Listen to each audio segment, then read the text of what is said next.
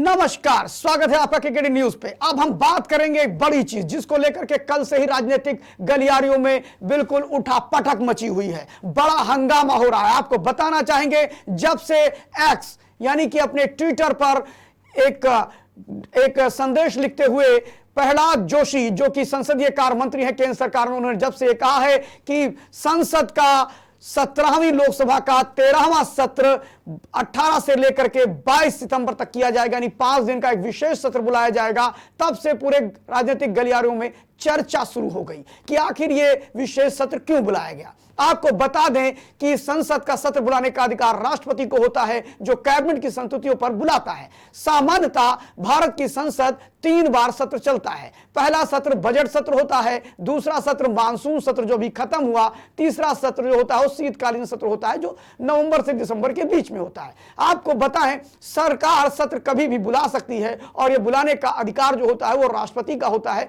जो सरकार की संस्तुति पर बुलाती है। विशेष सत्र बुलाना कोई नई बात नहीं है, इससे पहले भी 92 से लेकर के जीएसटी को लागू करना और भी ऐसे कई समय समय पर संसद इस प्रकार के विशेष सत्र करती रही है।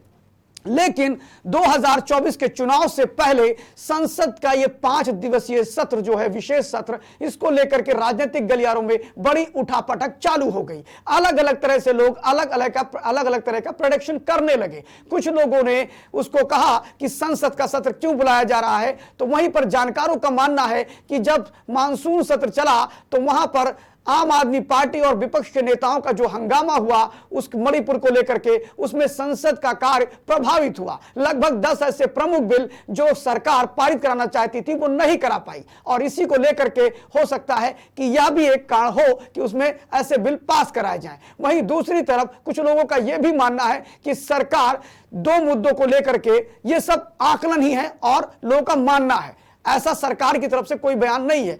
कुछ लोगों का यह भी मानना है कि सरकार श्री कृष्ण जन्मभूमि मथुरा और ज्ञानवापी मंदिर को लेकर के 1991 के वर्कशिप एक्ट में भी कुछ परिवर्तन कर सकती है। आपको बता दें कि वर्कशिप एक्ट यह कहता है 91 में नरसिम्हा राव की सरकार में इसको लाया गया था और उन्होंने यह कहा था कि देश की आजादी के बाद जिन धार्मिक स्थलों की जैसी स्थिति है उसके साथ कोई छेड़छाड़ नहीं होगी। इसके बाद आज जब ज्ञानवापी की बहस चल रही है, लगातार हेयरिंग हो रही है, तो उसमें अक्सर मुस्लिम पक्ष कहते हुए सुना जाता है कि 1991 के वर्कशिप एक्ट के अंतर्गत यह बहस ही बेमानी है या ये जो केस है वही बेमानी है। इसको लेकर के भी सरकार 1991 के एक्ट में कोई परिवर्तन कर सकती है, या भी कुछ लोगों का मानना है। वहीं दूसरी तरफ जनसंख्या नियंत्रण का भी बिल ला सकती है, ऐसा भी कुछ लोगों का मानना है। कुछ लोगों का मानना है कि जो महिला आरक्षण को लेकर के एक मास्टर स्ट्रोक कर सकती है और महिला आरक्षण भी दे सकती है।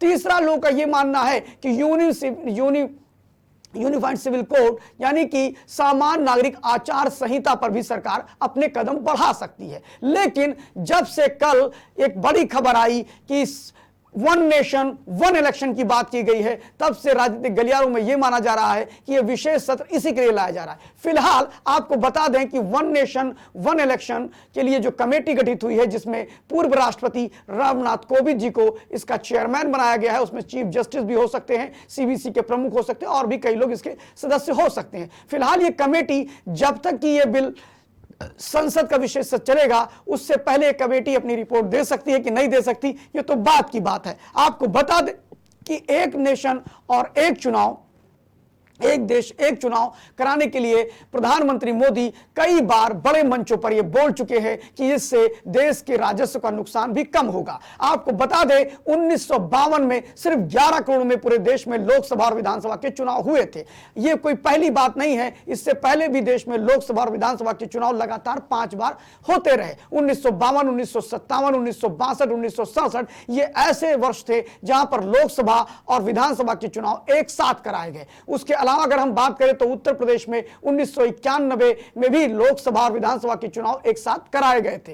कुल मिलाकर के विशेषज्ञों का यह मानना है कि 1999 में अटल बिहारी वाजपेयी सरकार इसको बड़ा मुद्दा बना करके उसने इस पर विचार करने की बात करी थी। 2018 में जो हमारी लॉ कमीशन है यानी विधि आयोग है, उसने भी इस पर काफी लोगों से राय लेकर के यह विषय रखा था कि ऐसा होना चाहिए। लेकिन उस विधि आयोग ने कहा कि उसमें 5 प्रमुख संशोधन करने होंगे। उन्होंने कहा अनुच्छेद 83, 85, 171, 174 और 356 में सरकार को संशोधन करना पड़ेगा। उसके बाद पूरे देश में एक साथ चुनाव राज्यसभा और लोकसभा के कराए जा सकते हैं।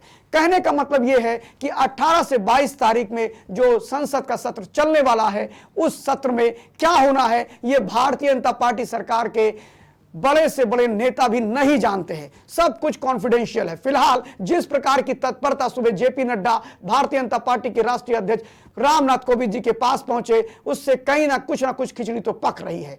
खिचड़ी क्या पक रही है ये सब अनुमान पे ही है। आपको बता दें, इसी प्रकार का एक अनुमान 2019 के चुनाव से पहले का था, जब फरवरी में 2019 को ये सभी टीवी चैनल्स पर आया कि प्रधानमंत्री मोदी देश को संबोधित करेंगे। लोगों ने तरह तरह के कयास लगाए थे। कुछ ने कहा कि किसानों का कर्ज माफी हो जाएगा, किसी ने कहा महंगाई से राहत देंगे, किसी ने कहा पेट्रोल के दाम 25 रुपए कर देंगे। ऐसे तरह तरह के कयास लगाए गए थे। लेकिन उस समय सभी के कयास और सारे राजनीतिक पंडितों के दावे खोखले साबित हुए जब प्रधानमंत्री मोदी ने आकर के इसरो के वैज्ञानिकों को बधाई दी और उसी दिन सैटेलाइट वेपन इंडिया ने लॉन्च किया और दुनिया का चौथा सैटेलाइट वेपन देश बना था।